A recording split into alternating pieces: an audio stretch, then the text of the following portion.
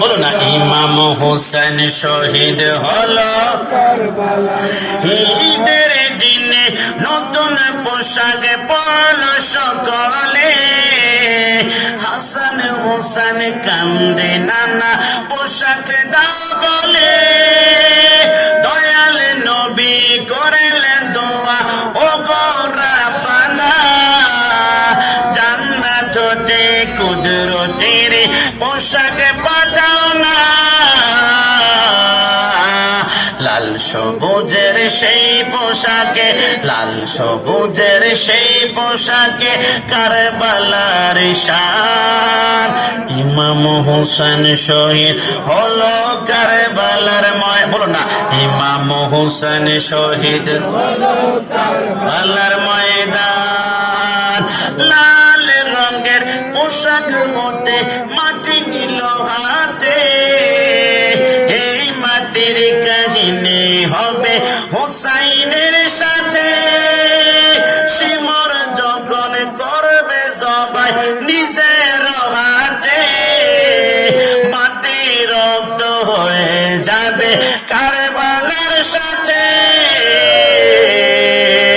হোসাইনের শাহাদাত ইলমে গায়েবের প্রমাণ ইমাম হোসেন শহীদ হলো কারবালার ময়দান সবাই ইমাম হোসেন শহীদ হলো কারবালার ময়দান ইমাম হোসেন শহীদ হলো কারবালার ময়দান রব্বুল আলামিন চারটা সূত্রকে আঁকড়ায় ধরে কিয়ামতের ময়দানে আল্লাহর কুদরতি কদমে ওভারটেক করে জান্নাতে পৌঁছতে পারে আর সেই চারটা সূত্রের প্রথম সূত্র হচ্ছে ইবাদত হবে একমাত্র আল্লাহর কার একটু জবান খুলে বলবো কার এবার 2 নম্বর সূত্র হচ্ছে মুহাব্বত হবে রাসূল আকরাম সাল্লাল্লাহু আলাইহি ওয়াসাল্লামের আর 3 নম্বর সূত্র হচ্ছে খেদমত হবে মা বাবার একটু জবান খুলে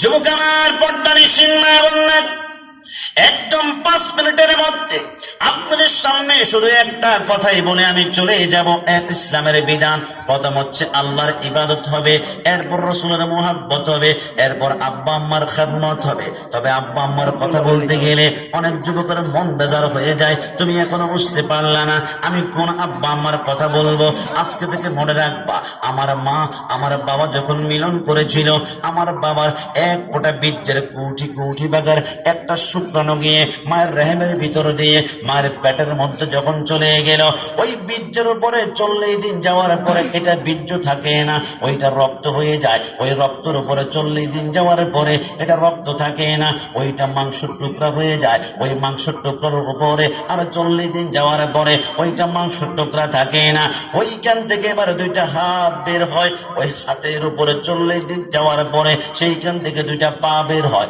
ওই পায়ের উপরে 40 দিন যাওয়ার পরে সেইখান থেকে মাথা বের হয় ওই মাথার উপরে 40 দিন যাওয়ার পরে সেইখান থেকে চুল বের হয় 10 মাস 10 দিন কমপ্লিট হয়ে যাওয়ার পরে আমার আল্লাহ বলে আরে জিবরাইল আমার বান্দার সমস্ত বডি মায়ের পেটের মধ্যে তৈরি হয়ে গিয়েছে একটু পরেই তো আমার বান্দা দুনিয়ার জমিনে গমন করবে তবে আমার বান্দা মায়ের পেটের মধ্যে কেমন পজিশনে রয়েছে আমাকে একটু বলো না জিবরাইল বলে আল্লাহ আপনার বান্দার 2টা পা মায়ের পেটের নিচের দিকে দেখা যায় আর মাথাটা উপরের দিকে আমার আল্লাহ বলে না না আমার বান্দার 2টা পা যদি মায়ের পেটের নিচের দিকে থাকে সিলেট মেডিকেল অথবা চট্টগ্রাম মেডিকেলে নেওয়ার পরে আমার বান্দাকে মায়ের পেট থেকে বের করার জন্য দুনিয়ার কোন নার্স সেবিকা যদি আমার বান্দার 2টা পা ধরে মায়ের পেট থেকে বের করার জন্য টান মারে আমার বান্দার উল্টা দিকে 2টা হাত ভেঙে যাওয়ার সম্ভাবনা রয়েছে আরে জিবরাইল যা আমার বান্দার কোমরের মধ্যে ধরে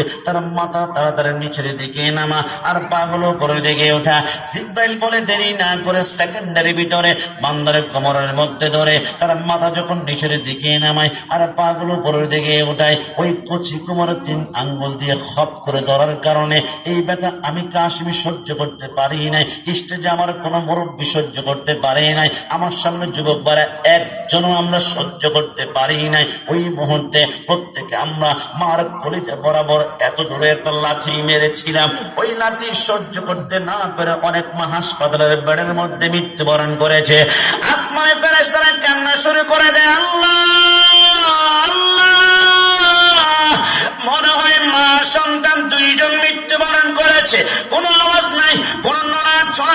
আল্লাহ বলে সন্তান জন্ম দেওয়ার সময় মা সন্তান দুইজন যদি মৃত্যুবরণ করে তাম দুনিয়া তো মরুভূমি হয়ে যাবে। আরে জিব্রাইল মেডিকেল সায়েন্স ব্যবহার কর। আল্লাহ এটা আবার কেমন? আমার আল্লাহ বলে যে বান্দা কান্না করে না, জিব্রাইল তার পিঠের মধ্যে 3টা আঙ্গুল দিয়ে তুমি 3বার কষা মারো।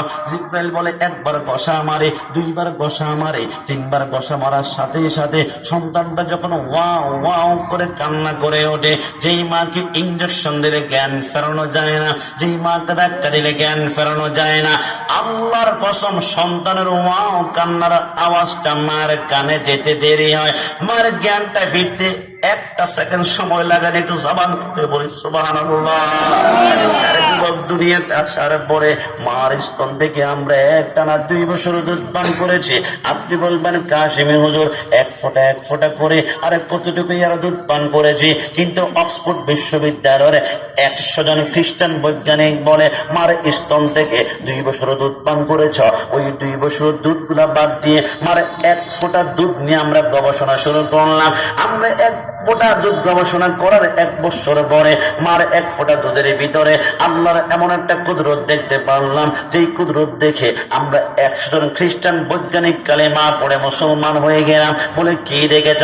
বৈজ্ঞানিকরা বলে আল্লাহর কসম আমরা দেখলাম মার 1 ফোঁটা দুধের ভিতরে আমার আল্লাহ দুনিয়ার 180 রকমের ফলের রস ঢুকিয়ে দিয়েছে। জোরে বলি সুবহানাল্লাহ। আরে যুবক, মা আল্লাহর ইজ্জতের কসম করে বলি দুনিয়াতে আসার পরে মার স্তন থেকে আমরা টানা 2 বছর দুধ পান করেছি। তাফসীরকারগণ বলে ওই 2 বছর দুধগুলা যদি একটা পাল্লায় রেখে তোমরা ওজন দিয়ে দেখো, আল্লাহর শপথ তোমরা দেখবে 2 বছরে অন্তত পক্ষে মার স্তন থেকে তোমরা 27 মণ দুধ পান করেছ। জোরে বলে সুবহানাল্লাহ। যুবক, আমি জানি না তোমাদেরকে আমি কিভাবে বোঝাবো, তোমাদেরকে জানি না। আমি কিছুদিন পূর্বে ব্রাহ্মণবাড়িয়া বাঞ্ছারামপুরে একটা প্রোগ্রামে গিয়েছিলাম। একজন যুবক খাওয়া দাওয়ার পরে আমাকে বলল, হুজুর আমার মাথায় হাত তুলে একটু দোয়া করে দিন না। আমি মুস্কি হেসে বললাম, আব্বা আম্মার খেদমতটা সঠিকভাবে করিও, দুনিয়া আল্লাহ রিজিকে এত বরকত দেবে, সম্মান দিবে, কল্পনা করতে পারবে না। আমাকে মুস্কি মুস্কি হেসে বলে, হুজুর কেন জানি মনে হয় আমার আব্বা আম্মার হক কিছুটা হলো আমি আদায় করে ফেলেছি। আমি বললাম কিভাবে? আমাকে বলে, হুজুর আব্বা আম্মার নামে 5 লাখ করে 2টা ডিপিএস করে দিয়েছি। আব্বা আম্মার নামে ব্রাহ্মণবাড়িয়া সদরে আমি 2টা বাড়ি করে দিয়েছি, 5 তলা করে 7 তলা করে দিয়েছি। আব্বা আম্মা যা লাগে সেকেন্ডে আমি হাজির করে ফেলে।